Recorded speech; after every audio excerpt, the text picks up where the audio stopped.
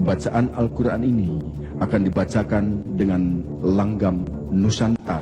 6 presiden ini tidak pernah memanggil orang baca Quran di istana, Qurannya pakai lagu Jawa. Yang ini berani. Quran bukan lirik, Quran bukan lagu, bukan untuk dinyanyikan, tapi dibaca dan dipahami. Dan turunnya Quran sekaligus untuk menepis syair. Menepis syair, ya. Hukum membaca Al-Quran itu yang paling penting makhraj dan tajwidnya, cara membacanya benar. A'udzu billahi minasy syaithanir rajim. Bismillahirrahmanirrahim.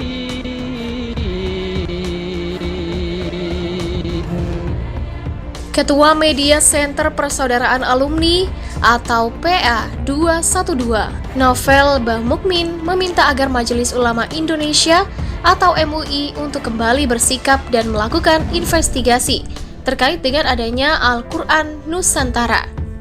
Jika Al-Quran Nusantara menyimpang, maka segera MUI meminta kepada pemerintah untuk melarang dan menarik Al-Quran Nusantara sebelum para ulama dan umat turun melakukan eksekusi. Wapres yang saat ini ulama dan masih menjabat Ketua MUI Pusat Nonaktif harus minta kepada pemerintah untuk melarang dan menarik Al-Quran Nusantara. Novel mengakui sampai saat ini kesimpang siuran informasi dengan adanya Al-Quran versi Al-Quran Nusantara masih terus terjadi. Keberadaan Al-Quran Nusantara bisa jadi sebagai bentuk uji coba kepada umat Islam agar merespon apakah menerimanya atau tidak. Namun yang jelas, Al-Quran Nusantara menimbulkan polemik dan dijadikan sebagai ajang adu domba umat Islam dan ulama yang memang saat ini masih berhadap-hadapan. Kalau ada aku di situ ku lempar kursi nih orang. Menghina kali dia sama agamaku. Belum pernah saya rasakan sesakit ini seumur hidup saya.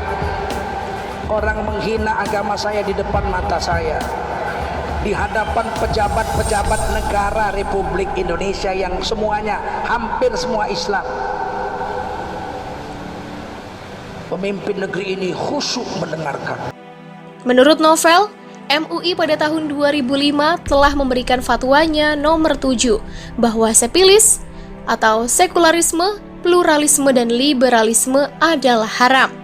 Maka dengan adanya Al-Quran Nusantara tersebut, maka MUI harus kembali bersikap dan segera melakukan investigasi apa yang dimaksud Al-Quran Nusantara.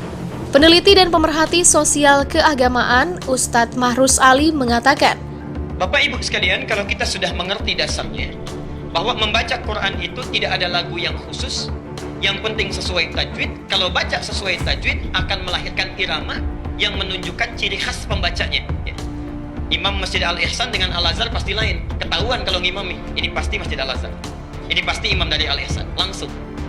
Karena itulah dari sejak zaman Rasulullah sampai dengan zaman kini, para ulama membuat aturan, ya.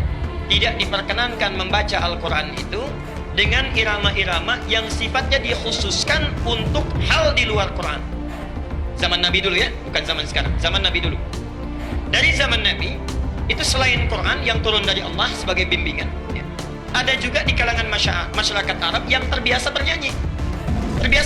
Mereka menggunakan syair. Quran bukan lirik, Quran bukan lagu, bukan untuk dinyanyikan, tapi dibaca dan dipahami. Dan turunnya Quran sekaligus untuk menepis syair. Ya. Al-Quran Nusantara adalah isu yang sudah lama. Namun yang pasti, standar Al-Quran dunia sudah ditetapkan 14 abad lalu. Namun, mengikuti perkembangan zaman memang ada usaha pendistorsian Al-Quran.